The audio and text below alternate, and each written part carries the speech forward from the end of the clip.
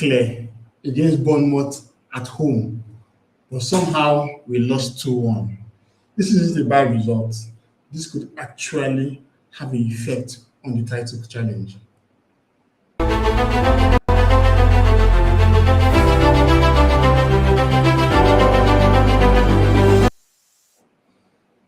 Okay, people. I don't even know where to start with this. Like, April has always been a terrible month for Mikel Arteta and his team, but this one is on a different level. Despite the fact that we have been on a tear all season long, in our last 4 games, we've lost 3. We lost to Man City in the Carabao Cup final, which was a very important match. That was not bad enough. We lost to Southampton in the FA Cup, which was quite shocking. Like, I'm still trying to recover from that terrible loss. We had a terrible game against Sporting CP, where our best player was undoubtedly our goalkeeper, David Raya, who made save after save after save to keep us in the contest. And now we managed to get a victory in that game, hoping that it give us momentum going into this. Bearing in mind that Man City were going to play Chelsea tomorrow. But unfortunately, the lads have lost this one again. So this is the Bournemouth match reaction stream. I'm just, running mad here, but we'll just go through it as you'd expect. Typically, we'll go with the confirmed lineups, looking at the team that played on both sides. For Arsenal, we had Raya in goal, as you would expect in a Premier League game. Julian Timber wasn't still fit enough to start, so that allowed Ben White to return as the left right back for the team. Calafiori had a surprise knock, which was quite unfortunate to see. And now Lewis Kelly, played on the left-hand side. Obviously, there was no Piero Nkapie. He just returned to full fitness, and obviously was on the bench. But this game came too soon for him. I'm guessing I priced it against Sporting. And of course, in midfield, we have Mendy and Declan Rice. These are 2 guys that have played regularly for us, all season long, without breaks pretty much. Attacking midfield, Odegaard had a knock after the Sporting game, and Eberechi Eze just came back to full fitness. So this allowed Kai Havertz to play in the number 10 position. Obviously, he also scored the goal that gave us the advantage going into the second leg of the Champions League. So this was another good way to reward him. On the flanks, Trossard going to the bench to be replaced by Martinelli.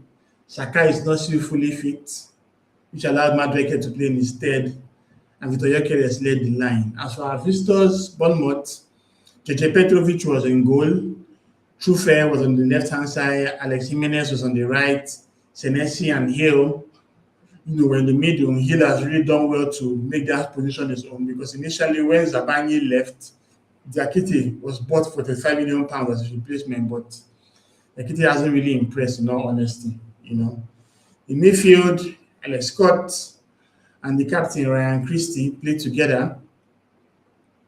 The exciting Brazilian winger Ryan was on the right-hand side. Marcos Tavernier was on the left. And Eli Junior Kroupi was in the middle behind Evan Nielsen. Arsenal,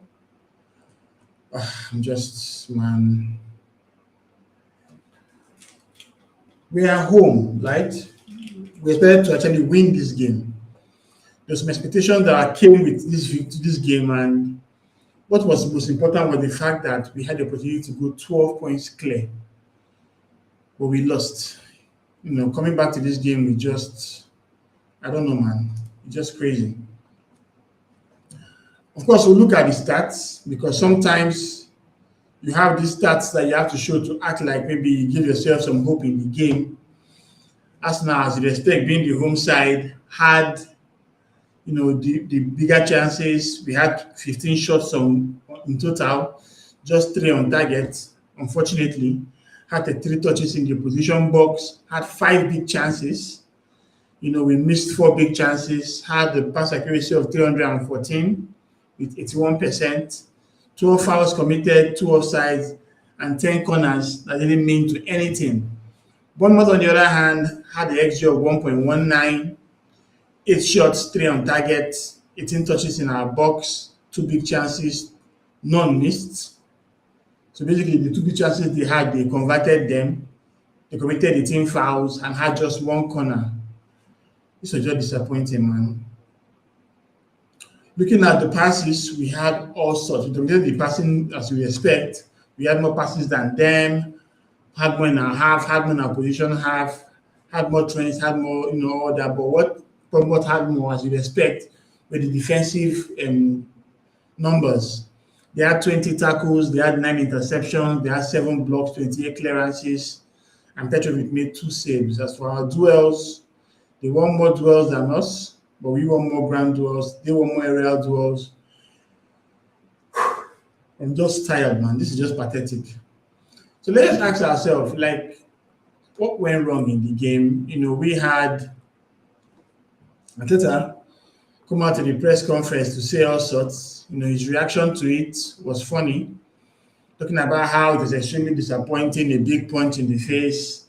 But what I said to the boys now is all about how we react. I'm just tired of all this noise we keep making. Did you guys, I don't know whether that was actually true or not, but there was some clip I saw on Twitter where they said that Arteta brought a big HD screen telling the players how we have made up to 100 mistakes and how they're going to react to them and blah, blah, blah, motivating them with all the talk. But when we get to the pitch, the different thing was saying. The goal that we considered the first one had mistakes, we did all over it. Talking about how, we have to react, require big spirit. I don't need all this, man. To the supporters, he said, okay, I apologize, I'll shake it on the chin. Trying to give our best to the club, best for the players. Obviously, I tell you the kind of coach that will come out there and start castigating the lads for how they played and struggled and stuff like that. But this was not necessary. All this so much talk. Yes, he has no choice. As the media are asking him questions, he has to react. But the honest truth is that he just be as far as I'm concerned. They asked him about the areas we need to improve. There are a lot of situations, I don't want to go into detail. It's quite obvious that we need to do much better in certain control and dominance. They asked him about Eze and Saka, Gyökeres, Saka, Odegaard, and Calafiori, where he said that they are not ready yet. So obviously we'll probably not see them. Man, these were just too much to take, man. These were just too much to take. We were actually drawing 1-1 when he brought on Trossard, Dauman, and Eze to win the game. But we got nothing from our substitutes. They were loading us on how we are the team that had the most goals from substitute, 28 goal contributions. This didn't mean anything right now. The lads went out there and just stunk up the place. So where did it go wrong? Obviously, our defensive display was terrible, as you'd expect. We used to pride ourselves of being the best defense in the Premier League, but what we've seen in recent times have been horrible. Against Man City, there's a goalkeeping error. Then Saka was lost, allowed O'Reilly to go behind him to not that ball in. Against Southampton, it was another error from Ben White. I don't know for the life of me how he could not know that ball well, but the ball went above him. And of course, you know what happened. Ron Stewart finished it. The last one from Shea Charles was just crazy. Against Sporting CP, we were exposed time and time again. Diomande played that sweet ball from outside of his boot, gave it to Araujo. Raya had to make a very good save just to keep us in that game. But we were exposed. Against Bournemouth, the same thing. The errors are just, my God. Ben White is done, man. It's pathetic to see how he has been playing in recent times. I'm really sad for him. Timber's injury has come in the worst possible time. Yes, Timber doesn't offer us that much offensively, but at least we know that 1v1 is one of the best defenders in the Premier League and even in Europe at large. But Ben White, that man is finished, man. Look at the first goal that Kroupi Jr. scored. Christie found a way to pass the ball in behind him, Rice, and Saliba. Total lack of awareness that Truffert was in behind him. The same thing that happened with Berechi Eze and Matty Cash many months back. Okay, that was not bad enough. Truffert has gotten the ball. Junior Kroupi was supposed to be marked by Lewis Kelly, but Lewis Kelly just switched off. Truffert crossed the ball. It deflected off Saliba's foot. Obviously, Raya was in no man's land. but there was no one to attack Kroupi, and Kroupi just mashed the ball into the net. How about the second goal? Gabriel, for the life of me, I don't know what, man. Gabriel and Saliba were supposed to be like our defensive rocks, people that we trust every time at that point in the pitch. But Gabriel was lost, man. For some reason, that pass went through him, and Alex Scott had the entire gaping goal to aim at, and he picked the spot and finished it. At the point when we were trying to win the game, we got a soccer punch, but all we offered, nothing came from it. Gyökeres had a header that went wide. There's another lovely ball that Gabriel Jesus gave him that he smashed wide. Yes, his penalty was quite good, but our defensive issues are just terrible. You just start to see how things are panned out right now, and I don't know how we're going to improve. Obviously, not having Nkapie and Timber was a problem because we were smashed a lot from the wings, but this is a team sport. You can't expect everybody to be fit every time. Even the last time we had a team that was very fit was in 2023, where we used just 13 players for basically the entire season. But when we got to February, Saliba got injured, White got injured, Partey got injured. That's when everything fell off. The idea this year was to have enough depth to mitigate such issues when injuries come, because injuries are part and parcel of the game. But for some reason, we are here. Nkapie is not fit enough. You bring him out to be scary, stinks up the place. Even the time when he had the ball that was supposed to pass, he was trying to do his dribbles, he was also working out. White, on the other hand, is finished, man. I really need to see Mosquera against Sporting because I have absolutely no faith in Ben White. They are talking about how Everton has been linked with him. I pray that they come for him and just give us some money. Obviously, it's not going to be 50 million that we paid for him, but we need to upgrade Ben White. He's not reliable anymore. I'm really sad to see how things have turned out for him.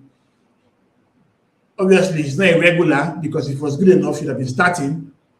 But the fact that Timber is injured right now and White cannot offer us anything, it's really sad to see.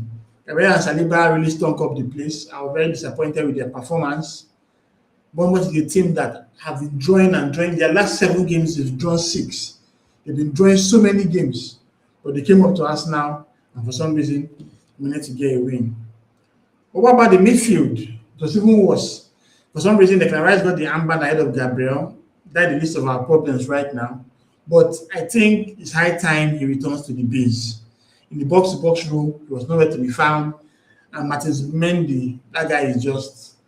I like Zubimendi. I know he's a very good player, but whether it's a case of him lacking fitness or just being tired or being gazumped by the game, he's just out. I think right now, at the point in time where we need to be playing, they can rise as the holding midfielders, maybe an Eze or Odegaard or Eze and Havertz or just 2 attacking midfielders, because it's not just connecting in midfield anymore, man. It's not just connecting in midfield anymore. We're not getting any of those long busting runs from Rice. Rice and Zubimendi are so deep. They spend so much time in our half with Raya. So if we're always having both of them being that deep, I think it's high time to just have only one. And of course, I'll take Rice because his corner kicks are always very important. But at this time, I think we need to switch our second play. I think Zubimendi needs to go to the bench. Can even try Norgard for the hell of it. But right now, we're having serious problems in midfield. Kai Havertz also had a stinker. Havertz give it, Havertz take it. That's just what Havertz does. 1 minute, he's our savior, like what happened against Leverkusen and Sporting CP. Next minute, he's totally anonymous on the pitch. When he was sold for Eze, we were all happy to see him go because he offered nothing in the game. It was terrible. What about the attack? Oh my days. Martinelli had 8 touches, man. 8 touches before he was subbed out. I don't know, man. I think he just needs to remain on the bench. I don't think he can be a first-team player for us. But Trossard came on and even did worse. See that time when he had that attack, where Gabriel Jesus set him up at the edge of the box, telling him to clear the ball out, he took the ball out for a goal kick. On the other side, Madueke, nothing to write home about. Like, nothing to write about. Saka has been terrible, but Madueke is even stinking it up more as well. We brought up Max Dowman to try his Stardust. That didn't work out for us as well. Oh, we have Henry on the stream. How you doing, bro? Hey, yeah, sorry for joining late. I think it was, I tried to put up my setup very Yeah. fast. Now I appreciate. Obviously, you're taking on short notice, so there's that too, Yeah. man. So maybe we want to just go back. We've got a couple of slides. Maybe we can just talk about some stuff and then get your thoughts so that we can continue on that. First things first. Let's go back to the lineups. Um, were there any players that you'd have preferred not to see on the pitch in the starting next side? Yeah, I've always said I'm not a fan of Havertz, and um, it was pretty much today non-existent on the pitch. Terrible. I don't know how fit Eze was. I felt like he would have given us something different, maybe. Mm-hmm. Instead of Havertz, I think it would have been better starting Eze for 60 minutes and taking him off.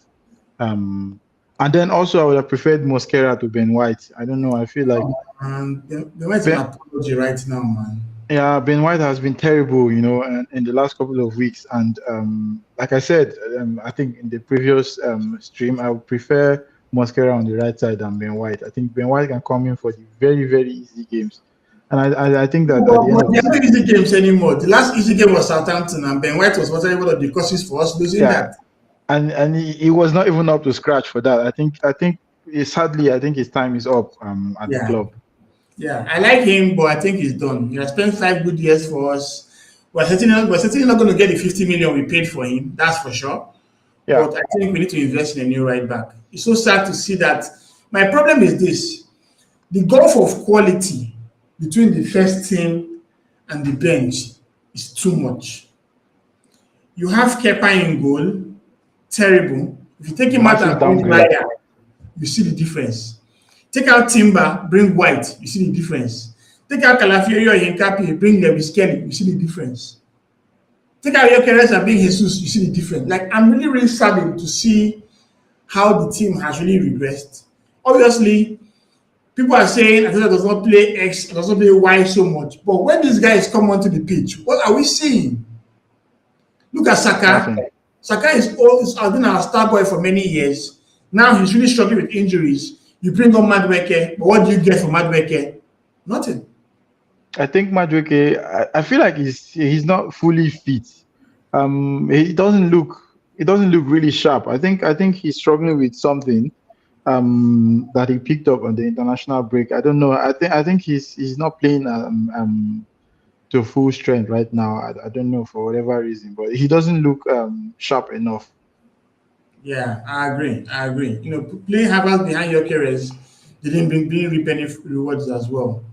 Nah. Okay, so let's go to Arteta's reaction. Were you opportunity to have a look at the post-match comment from Arteta? No, I haven't really seen what he said. What did he say? Because I was so Oh, annoyed that I decided to do like a social media blackout, pause, yeah. Yeah, I just but did you bring your dinner? You were talking about how we should bring our lunch and bring our yeah, pretty much. that guy just all talk most times, man. Like it's just tiring. I So really do have a genuine question to ask. yeah. If peradventure we win the Premier League, let's hypothetically speaking, if we win the Premier League this season, is it good enough to keep Arteta going on as Arsenal's manager going forward? So what I would say is I've had only one summer with Beta and he basically transformed my squad. So if we win the league, I would like us to keep Arteta and overhaul the squad again, like around that 200 or 300 million. Where you take out someone like Gabriel Jesus and buy Alvarez, where you sell someone like Martinelli or Trossard and get Kvaratskhelia or Rafael Leao, like a very good attacking player, then let's start playing one more time. Because right now, what I feel is that everyone is so anxious. We want to win the Premier League, right? When we win the Premier League, there'll be a certain level of confidence that will come with it. And without playing like 22-23 again. Right now, he's trying so hard not to lose, but he's putting so much pressure on the lads. You get what I mean, right? Because I get your point, though. League, our PSR will allow us to spend this kind of money. Like what happened to Liverpool, where they spent £450 million to bring Isaac and all those old folks. So what I feel is that if he wins the league, he needs to still stay one more season, but he needs to overhaul the squad. Sell White, buy a new right back, throw Jesus away, get me a new striker, sell Martinelli or Trossard or two of them for all I care and get a new left winger. You still have Eze, who is going to take some time to cook. You still have Rice, which is a brilliant player. You still have Odegaard. We can change to 4-3-3, where Rice will be at the base with Eze and Odegaard. The creativity will be mad. Then in some certain games, you can bring Zubimendi, you can bring Nogard. You already have a good base at the back. Gabriel Saliba, Nkapie, and Timber. We're going to pay for Nkapie as well, if you're going the other way. So what I feel is that Arteta needs to still stay, but we need to massively overhaul the squad and just let go of these guys that are not good enough. I feel like Arteta has, I think the same way. I think basically what is happening to Arsenal is, I think it's the same thing that's happening to Arteta. If you look at our key players, Saka, Odegaard, I think they've been found. It's very harsh to say that, but I think they've been found out. Yes, and it's very sad to say, but and I think also Arteta has been found out. That is what I think personally. I think we have been struggling since last season. Yeah. I don't really see any difference between last season and this season. The only difference is that there is no Liverpool at the top. I think if we look at the points difference, I think it's similar to what we had last season at this point. I think it's very similar. If there's a difference, probably 4 or 5 points difference between what we had last season and what we have this season. And the football has been, it's just as dull and drab as it was last season. I don't know. I said it last year. I think that Arteta has been found out.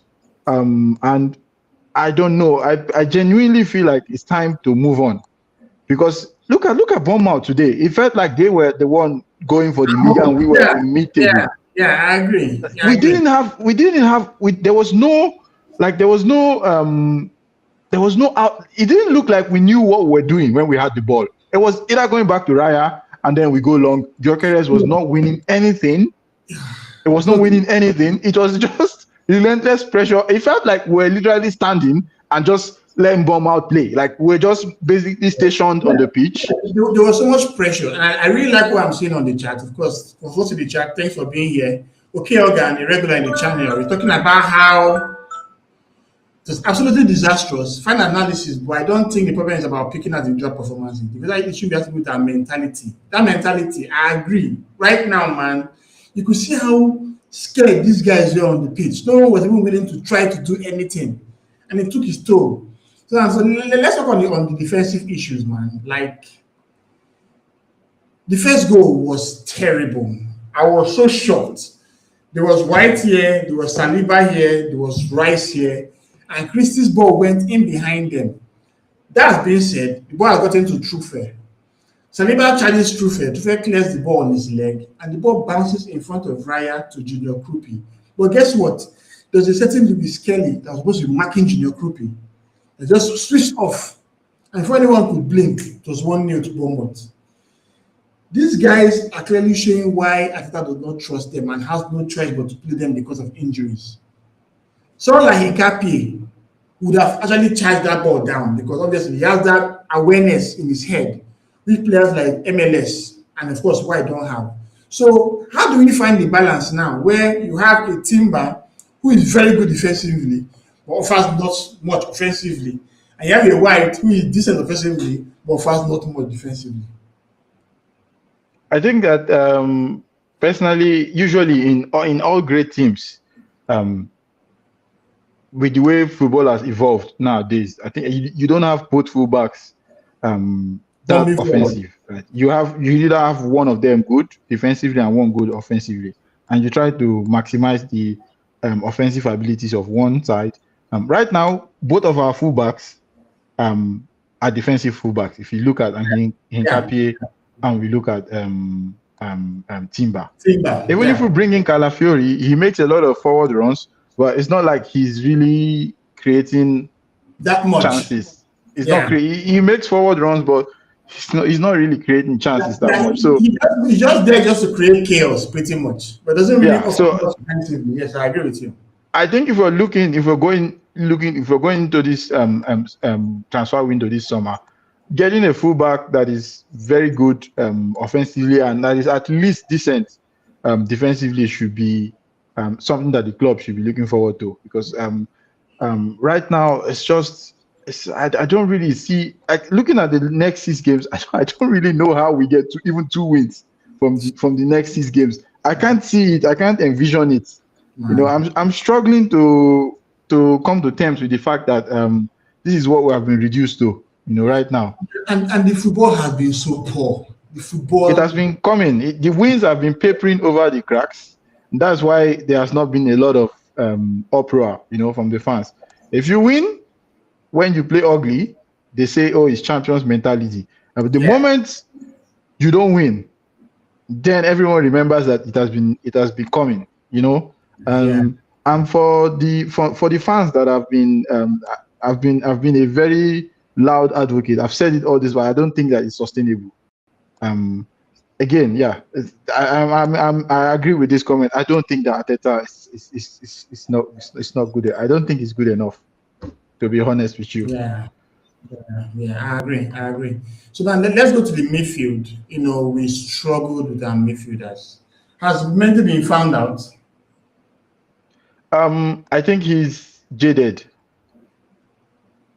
This one player that I like him. I like when he came in, I like the way he in tandem with Rice. I think I like the way they combined. They changed the way our build-up used to be. With Partey. They changed that. But I think he was overused. I think he looks out of his depth right now. And I think as a manager, it's something that you can see. You can see that the output is not the same. Like, just take him out. Let him give him a breather. You have Norgard that can do a decent job, especially in the Premier League. You can then rotate and play Zubimendi in the Champions League games, and you can just let Norgard play a couple of Premier League games.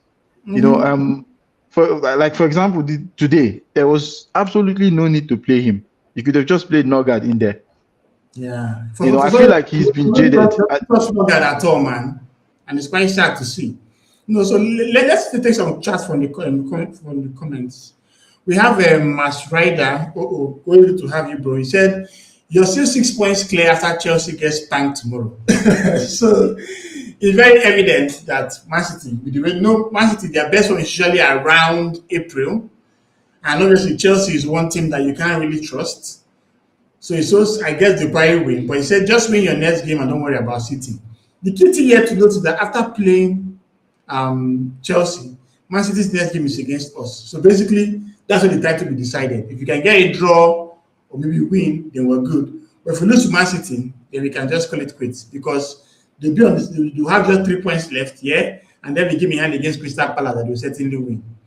We also have Farouk on the chat. Big up, bro. How you doing? So Kyogan says, if you reverse Arsenal with the current Chelsea, Man City, or even Liverpool. Okay, no, maybe you need to rewrite this. I didn't get the final part of what you said. Maybe typo. Farouk says Mendy's legs are cooked. So basically, he's actually aligning with you. Yeah, he's jaded. You can tell. Like I can see it. He's just, he needs a rest. Yeah. And this is another valid point from Mas Ryder. Don't act like Arteta hasn't enough to do that midfield selection. For some reason, I don't know why he doesn't play Norgard. I don't know what Norgard did to him. It's just pathetic to see. But let's just go to the attack and talk about the attack a little bit.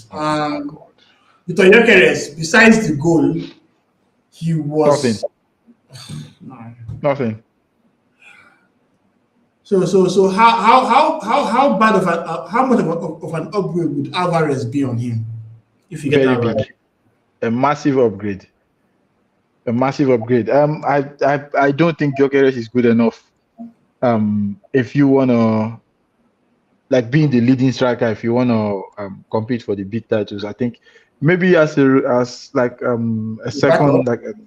backup striker, but being the leading striker of a team that wants to win the Premier League, I certainly don't think he's good enough. His footwork, he's not fast. I think when it was 2-2, he had a chance he could have taken on his left. Right? And then he tried to go back on the right, and it doesn't have that really low center of gravity, so it couldn't generate anything on the. And these are these kind of moments that the big strikers, this is what they feed on. Those kind of moments. Just hit it with the left foot, man. Even the header that he got, that he played on Smith's body, we're looking for a corner kick. That body should have been aimed for the net. I swear. Man. But what about Martinelli? Only 8 touches all game. Yeah, I think talking about Martinelli is basically pouring water into a basket, and the problems that we have on the left wing has been documented. I don't think that there's any need to discuss Martinelli. I think his time is both him and Trossard are that. Yeah, they need to go. Yeah. They just need to go. Like, we don't want to keep anybody for the sake of rotating. Like, you sell both of them and you get a pair fresh 2 new legs on the left side. I agree. I totally agree with you. Like, for some reason, they tend to be inconsistent for each other. You know, like, just imagine, look at this comment from Farouk. He said he didn't even know Martinelli was playing until he got subbed. That's how anonymous he was. You know. Then on the other side, you have a Madueke. He says Madueke should be reported to the police for playing the way he did. And of course, we have Doya by Liverpool fan who managed to win today. Talking about how we should take handkerchief because there are a lot of tears on the screen. Man. This is what Arteta can do to you now. Stuff like this. Yeah, I think any other team, in any other big team, apart from Spurs, the traditional top 4 in this position that we are, or have been in the whole season, they win the league. Even Manchester United. If Manchester United were in this position, they win the league. Only Arsenal will be able to bottle it and make it look like this. Man. And right now, no team has come second 4 times in a row. If you do that, we'll break a record. And the last team to do it was Arsenal. Yeah. 99, 2000, 2001. Yeah. After we won the league, after Wenger won the league, we went second 3 times to Ferguson before we now won it in 2002 again. You know. Yeah. And I just saw an Opta stat. Yeah. In the last 5 years, I think Arsenal has 1 win in April. My good Lord. Are you kidding me? Yes. 1 win in April in the last 5 years. So April has already been a bogey month for us, but I'm already aware of that. If we have been being honest, I think even the year we lost out on the Champions League, we're comfortable in 4th position, and then somehow we bottled the 4th position. We lost it. We lost out to I can't remember what team, but we finished 5th. Yeah, to Tottenham. And then even in 2023, it was April where we drew with Liverpool 2-2. Yes. Drew with West Ham 2-2. Drew with Southampton 3-3 before losing 4-1 to Man City, and that was where the league title challenge just went away. And we made it very clear. None of the other top clubs will find it as difficult as Arsenal. Why is it that when it just comes to our own turn, things just becomes so different? The guys that have been playing so well and consistently from August, they get to this point, and for some reason, they just lose their legs. In the manager, it's not there. I think it's a trend. You can tell. You can, like, looking, if you go back now, you can see we've bought, like, every time we're getting close to April, we suddenly lose. We lose that. We lose whatever we have that we've gotten from the rest of the season. I don't think Arteta is the man to take us forward. I feel like I've seen enough. Yeah. And no matter, the only way he stays in this job, for me personally, is if he wins the Premier League and wins the Champions League. That is the only condition that can make him, because this is like, if we lose this league, it's going to be a mental scar for not only the fans, for the club itself. Yeah. Like every other person coming, it's going to be a scar that will live long for years. Yeah, because look at this comment from Doye. Arsenal should have put this league title away months ago. The team have been struggling to create consistently, relying on defense. Saka's poor form has also been the biggest issue. Yeah. We're always priding ourselves on being the best defense, yada. But if you look at our games, we struggle to create. And you have someone like Eze, you have someone like Odegaard, you have someone like Saka. These are lads that usually have creative juices flowing. You now have a Gyökeres who scored 97 goals in 102 games in Portugal and is coming up to scam up the whole place. So it's very clear that right now we just need to just bundle our way to the league pretty much. Then see how we can now take stock in the summer. That's just how I look at it. Because truly, if we bottle this one, man, I think our players just want to go. I think because the issue, and most of them have signed new contracts, but if they bottle the league, the only way they can stay is if you get a new manager. Because I don't even know how these lads are even feeling right now. How can you have leads as high as 10 points, at some point 8 points, 9 points? For some reason, you had the opportunity to make it 12 points. Imagine the mental hurdle to Man City. That's now what 12 points ahead of them. And then you go away to Stamford Bridge to a team that is under pressure. The manager is under pressure and they need a win. So right now, I'm now putting my hopes on Chelsea. Are you kidding me? Funny enough, Man City played West Ham, drew 1-1, played Nottingham Forest, drew 1-1. So it's not as if Man City is like this, what's the word to use? This ultimate team. They are also struggling like us. So this season has been a very, very poor campaign, even at the title challenging level. Because for some reason, Arsenal doesn't want it. Games should have actually gotten victories from. We keep struggling in, and now see where we are. You know? So, yeah, so let's go to the player rating. So I'll give my rating for each player, and I would like you to give your own rating as well. Let's just see if we can match it. So I gave Raya a 6. My thought process was that he was, I don't know, the confidence we usually get from Raya, we didn't see it. There's even a ball that he played that hit Evan Nielsen that most went in. So what rating would you give Raya? I don't know, like a 5. I don't think anybody gets above a 5 for me. Okay, that's 5. Fine. So okay, he didn't do much today. But there was not much he also did wrong. Like he could have, there was nothing he would have been able to do for at least the second goal, for example. But that first goal, when Truffes crossed deflected off Saliba's foot, should he have gone to anticipate that ball? Or do you think the ball was too far away from him? I think it was a bit too far away from him, if to be honest. But I mean, it's hard to say. But I don't think he would have gotten there. You don't think so, yeah? I don't think, except he anticipated the ball ahead of time, but it was too fast. I don't think he would have gotten there. No, fair enough. Okay, now let's talk White. Another terrible game for him. Like, I don't know how he can recover from this, from the Southampton game, even the Sporting game. Look at that Elastico that Diomande played that went to Araujo. That ball went, I mean, White was there when the ball went all the way from the defense. We had a whole riot to thank for that effort. Yeah. And that was just in the 4th minute of the game. Just imagine if that Araujo's ball had gone in. Because it would have been a different game entirely. It would have been a different game entirely. Totally different game. I agree with you, man.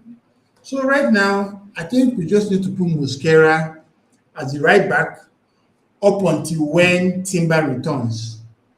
Because as far as I'm concerned, Ben White is done. There's some players that I don't want to see play this season anymore, unless we have no other choice. Kepa is one. Gabriel Jesus is another. White has not joined that list for me. So let's go to the left. Luis Kelly. Calafiori is a problem. How is White getting a 6 and Zubimendi a 5? Well, because he went stunk up the place now. It was terrible. But they were just. I think Williams. That's terrible. Yeah, in hindsight, maybe I should have given White a 5. Maybe in hindsight, I agree with you. So Luis Kelly, let's talk about Luis Kelly for a bit. What's up with that kid, man? Like, why can't he build up on the confidence that he had from last season? Is it because they bent so much? There's a time when they're comparing him with O'Reilly at Man City. O'Reilly is miles ahead of him. There's no way Luis Kelly is going to make it to the World Cup squad, that's for sure.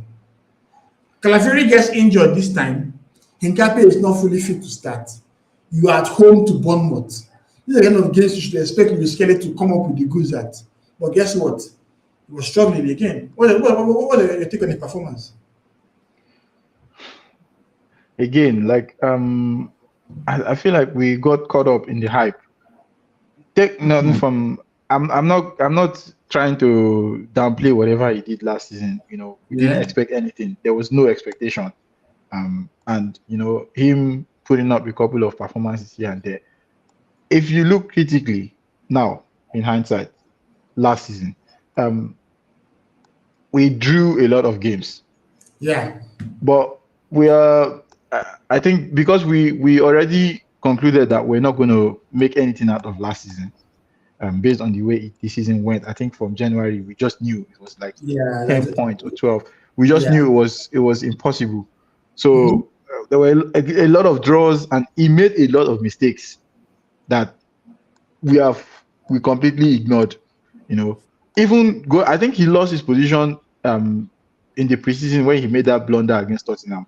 Yeah. And that Yeah. was one too many. He makes that error time and time and time again. He tries to go into the midfield. He doesn't know when to release the ball and when Yeah. because he likes to hug on the ball. Yeah.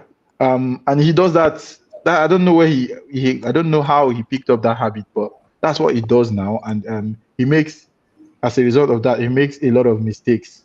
Um, right now, I think his confidence has been shattered. That's one part of it. Secondly, because of the mistakes he's made in the past, he's not looking so confident, When he plays. when he plays. And I think teams have found out, and then that's the beauty of Premier League. They only need a couple of. They don't need a big sample size, to find you out. They just Yeah. need they just need something, and if they're able to grab on something, they That's just enough for everyone them. goes at it. They wait for him, and they know he's going to drive. They just try to nick the ball off him, you know. But looking at him today, like he didn't offer anything attacking wise. Yeah. Defensively, He he was was suspect. there, but also look for the first goal. I think he could have done better. Could have Yeah. in He was position suspect. wise. I think he would have done better for the first goal. But today, in general, I wouldn't say he had a bad performance, but it was one of the reasons why the game ended up the way it was because it Yeah. was literally offering nothing. You know. True. And look at the comment from Okeogan. He says that Arteta has eroded his confidence by not playing him at all season long. We have J Ranks in the chat. Welcome, J Ranks. He said the manager is not good enough. Yeah, the sun is also in the sky too, bro. Another thing he said that we have no plan B. The must Ryder says that one of the real issues we're having right now that our wingers are not capable of anything. We need to sign someone like Neto. Yeah, I don't know about Neto, but maybe we need to find good No, I wingers. think I think that was a sarcastic comment though. I think watch he said like watch them sign Neto next year. Oh, what? Right, I didn't see that well. Yeah, that's true. You know, and now let's talk about the centre backs. Gabriel and Saliba. These are our rocks. The guys that we always have that. Even if anyone is playing BS in the entire game, you can trust Gabriel and Saliba. But today they were absolutely off it, man. That goal that Alex Scott scored, for the life of me, I don't know how he got in between the two of them to get that effort. And even Gabriel was looking shaky. Saliba also was looking shaky. There were so many passes between them and Raya. Like, I know they want to build from the back and whatnot, but man, it's like now so much because at some point you will see the likes of White and Zubimendi going all the way at centre backs too, leaving that gaping hole in the middle. Yeah, I think I agree with you. Today they were not looking as confident, but I think it was maybe based on I think what the team itself was rubbing off on them. Mm. The performance from everyone. We're not getting the ball. You know, High enough. in we're not getting the ball high enough. We're literally stuck on the edge of our box for a lot of time, and that's something that they are not used to. Especially when we play at home. Then And they, and like yeah, the structure today was very weird in that sense. And if you look critically at that second goal, that was Rubimendi's fault. yeah. Because it was a third man. It was a third man run. The striker was Saliba was on the striker, and Alex Scott spinned, behind Zubimendi, who was ball watching and Yeah. not tracking his runner. I think if he looks back at it, he would. Yeah, and funny He, enough, this is when they had the same issue against Shea Charles in Southampton, when we brought him on, it was the same issue that he had. Basically, once you just go coast past him in the middle, you're going to have a free spot at goal, which is quite sad to see. You yeah, know? the same thing at the Carabao Cup. Yeah, that's what I'm He saying. lost his marker, Oh yeah, him and O'Reilly. O'Reilly, that even for Yeah, some reason they even couldn't even wrestle him out of the ball. yeah. You know, I agree. So now let's talk about Mendy and Rice. Was there any reason why Rice won the band ahead of Gabriel? I think that it has been that way this season. When Odegaard has not been, and Saka has not No, been no, but available. Sporting in the Champions League when Odegaard left the pitch, Gabriel won the band. I think it's a recent development. I've seen Rice actually wear the band a With couple of Gabriel on the times pitch. with Gabriel on the pitch. Oh, I don't know. I interesting. feel like they kind of maybe just rotate it or swap it or whatever. Fair enough. So let's talk about this comment for a little bit. The team is just translating Arteta's tension and panic to the pitch and churning out the results we're seeing. Do you think the Emirates crowd also played a role in this? Because for every ball that was missed, you could hear that visible groan, like, "Ugh," and that pressure translated to the players. Even when we had the penalty incident, I was even thinking that Gyökeres was going to miss because of the pressure. But obviously, that guy is quite good in taking penalties, and he had this very good penalty. But how much of a role has the Emirates crowd also played in our current situation? I think that's a very desperate attempt to deflect the problems that we have. Yeah, I think the crowd, the supporters feed off What's going on the for pitch? Yeah? what is seen, what is happening on the pitch. The body language from the players today was just not good enough. Yeah. I think that's what translates, into the crowd. And when the fans can actually see that the players are not giving in, everything, and there's no movement, there's no cohesion. You start as a fan, you start to feel that pressure and that panic. And obviously, it can then rub off back on the team. So that's almost like a negative loop effect. Yeah. Yeah, I think today it was quite evident that the players were not up for it. Yeah. And I like this comment from Max Ryder. He said there's something that Southampton and Bournemouth are doing that Tita can't hack. Look at the setup and especially his tactics. But another thing I want us to talk about quickly are the subs. When Martinelli combined with Havertz to score that goal, the media was talking about how we have the most goals from our substitutes. I thought I was calling them finishers, yada. We brought on Trossard for Martinelli. We brought on AC for Havertz. We brought on Daman for Madueke. We brought on Jesus for Zubimendi and brought on Mosquera for White. 5 subs that were good enough to, in quote, change the game. Now, let's look at them critically. Starting with Trossard. Did he offer anything at all from Nope, Martinelli? he was slow on the ball. He got on the ball more than Martinelli, though. However, yeah. However, if you watch, he looked like he was 2 seconds slower than the Bournemouth right back. Whenever I tried to cut in, he always was very slow. They got back. Someone stuck out a leg.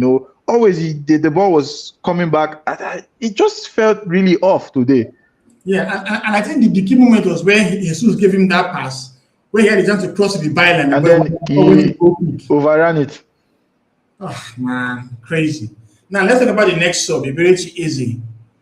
He looked like he was trying. I know there was one moment when he chased that defender, got the ball back, but I didn't see any creativity from him. Well, yeah, I mean, he looked like the only person who got on the ball a bit more than the others. But again, there was not much. I don't think there was a lot of movement in front of him. Yeah. Okay. Then Dowman, for some reason he tried. Obviously against Sporting CP, Araujo was just tackling him foul. But Truffert didn't have much fouls against him, and he had a couple of touches, but for some reason we're not feeding him the ball as much as we did in the previous game. What was different for this lack of move from Dalman? Yeah, like you already pinpointed that. Like we're not moving the ball fast enough. For players like that, you need to feed them the ball, as quick as possible. So the less defenders they have to take on, the better it is. If you slow down the game, the tempo, and they have 11 players back, it's way more difficult to affect the game. True. But again, if you look at the subs today, and this is a problem that I also see. This is a tactical problem.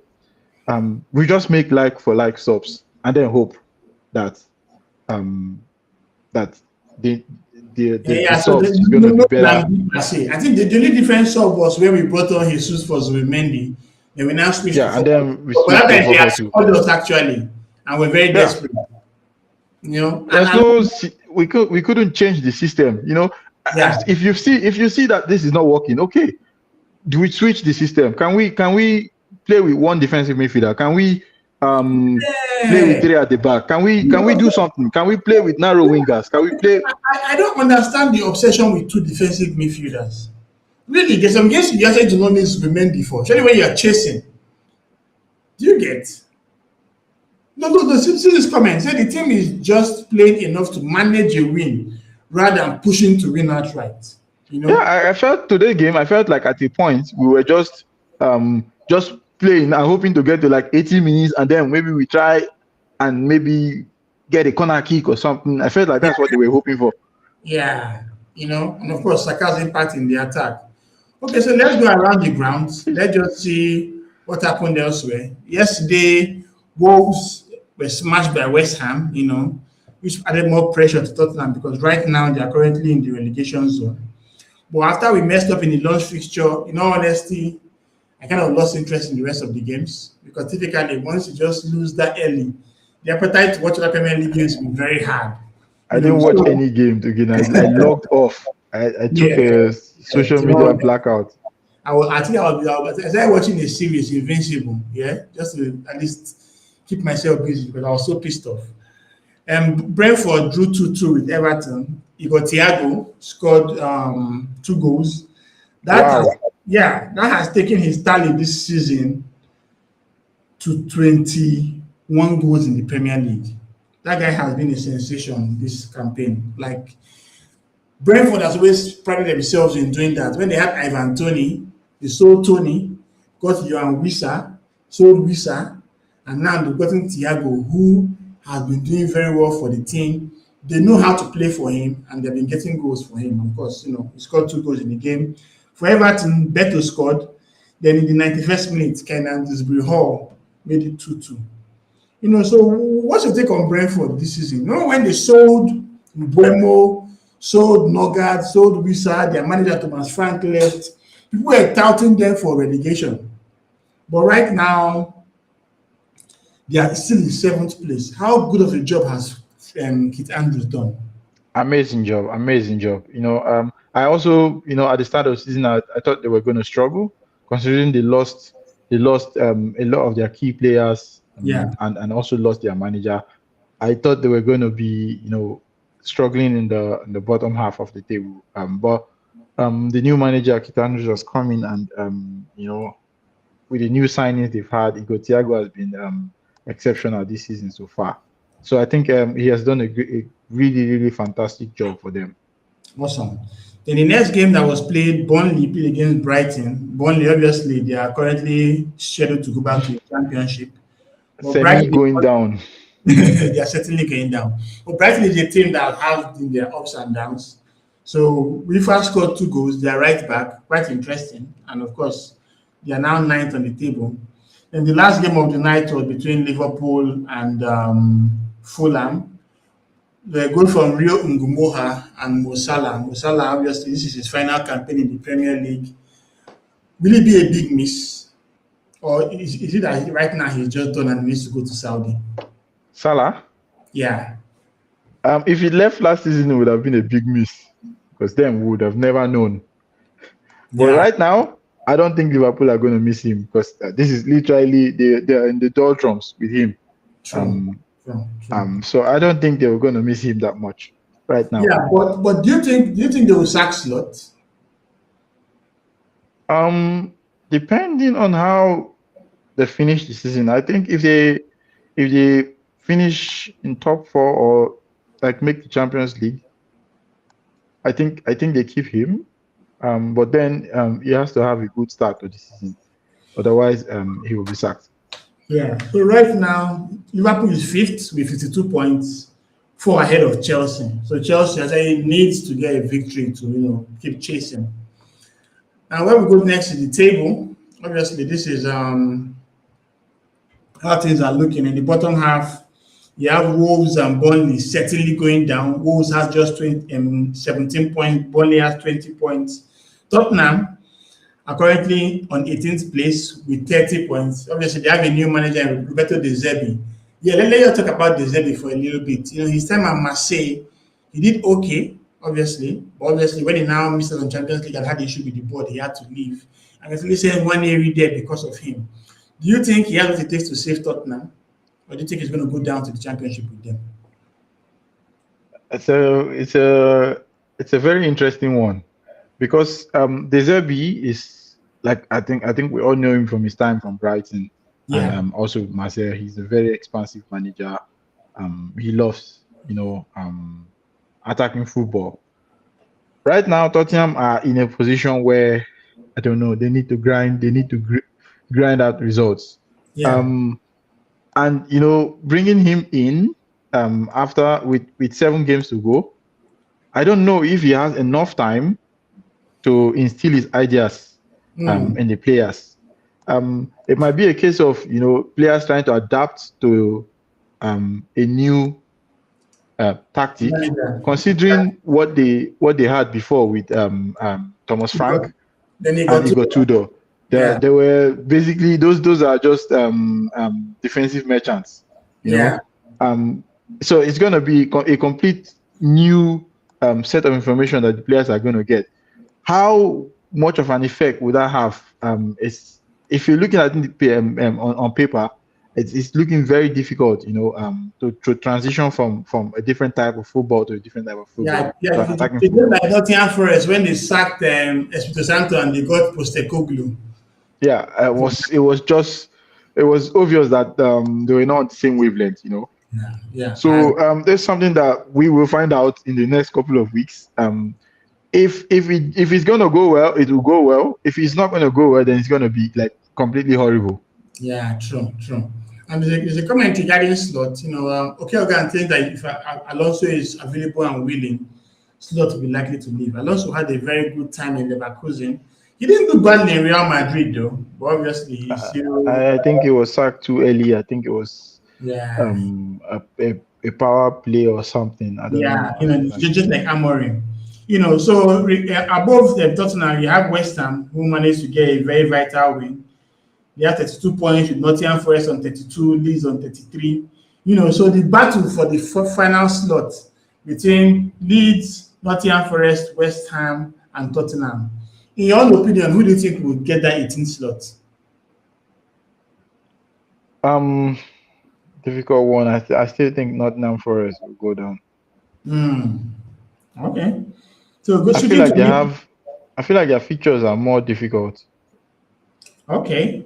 But there's a certain Crystal Palace on 39 points right now in 14th place.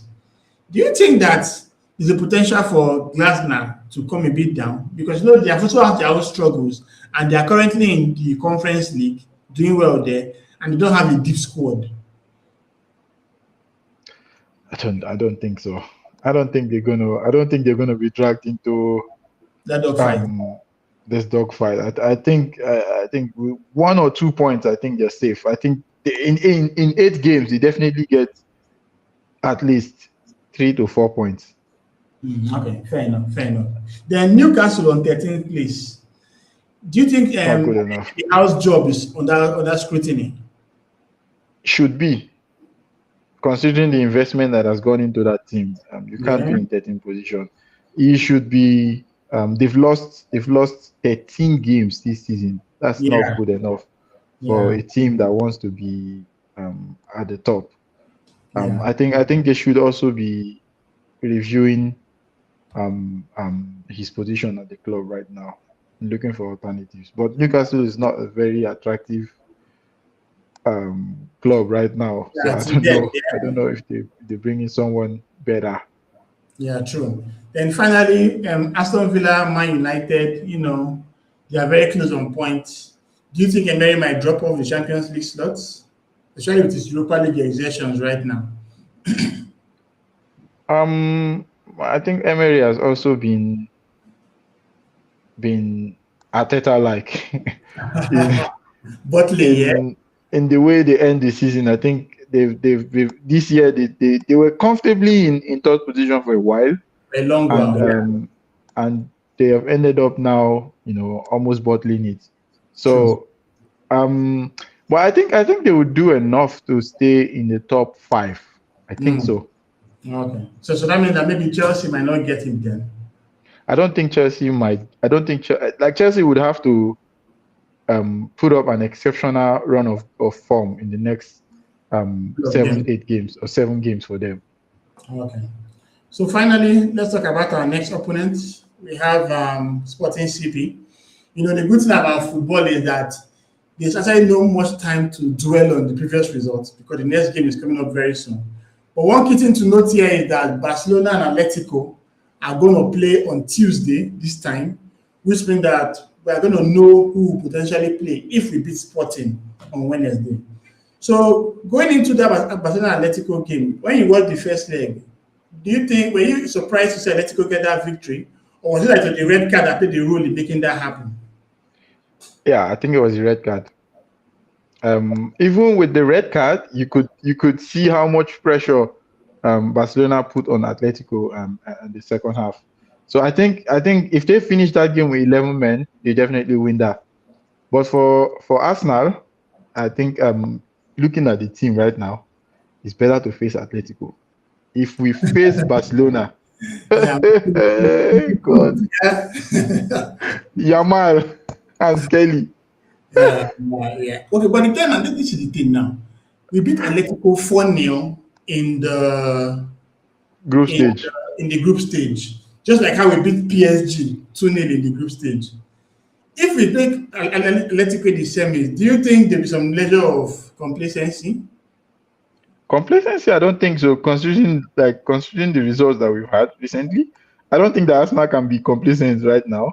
Um, I just think that it's going to be more of a dogfight. Let the bigger dog win on the night. It's just going to be a struggle between two teams that are currently struggling. So um, let may the best man win on the night. Yeah.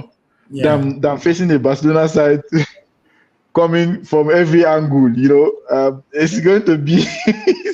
But again, even if we survive Atletico, I don't know how. I don't know how we win that final. It So, feels like it's just will it be Bayern Munich or PSG on the other end? any one of them. It's no problem. But then again, do you think Real Madrid is out? Do you think that they can put up a show in Bayern Munich's home? No, I don't think so. Oh wow. Okay, so in your own opinion, the same is going to be buying PSG, yeah. Yes. And who do you think will win that? Oh my God, that's a very difficult one. Yeah. Um, I feel like Bayern are going to win that game. Hmm. Nice. Okay, so let's answer a couple of questions in the chat. My rider says, "Who would you like to be Ateta's replacement?" That would Mine have been would my be, question. yeah, mine would be Luis Enrique or Hansi Flick. Like, I want is manager that is attack oriented that will bring out the best of our technical players. We have the kind of players that can thrive in attacking system, but we have a coach that is too defensive, to allow them really cook. So my own answer will be Luis Enrique. What about you, Henry? Please, I don't want Hansi Flick anywhere near us now. Not because he's not a good manager. It's exceptional. However, he's not. He's very rigid in his approach, and Okay.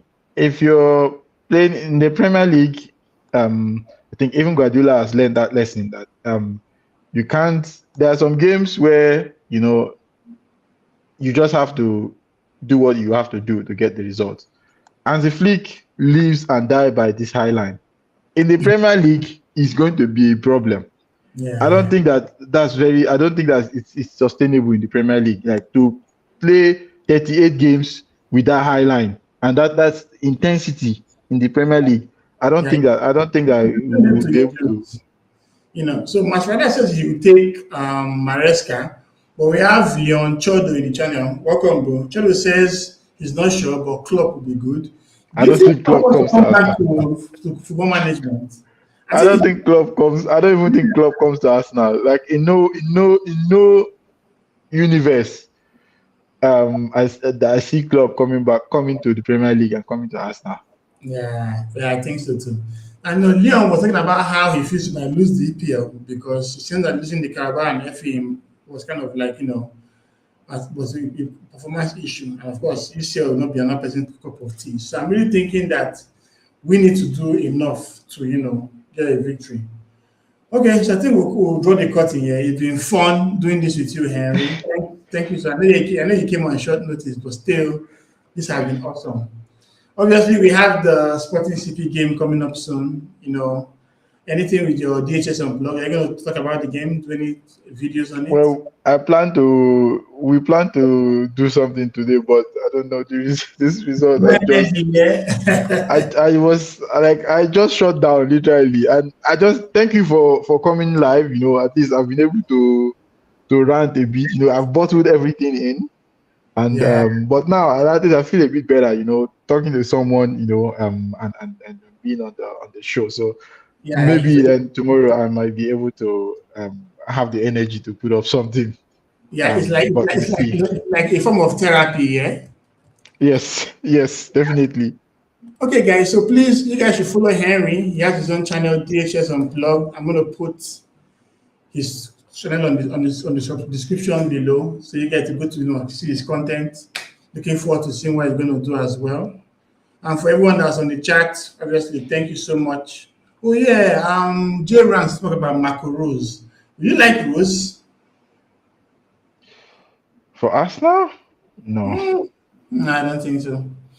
I think no. my dream manager will be Enrique, in all honesty. Enrique, for me too. I would go for Enrique. That guy is just too good, man.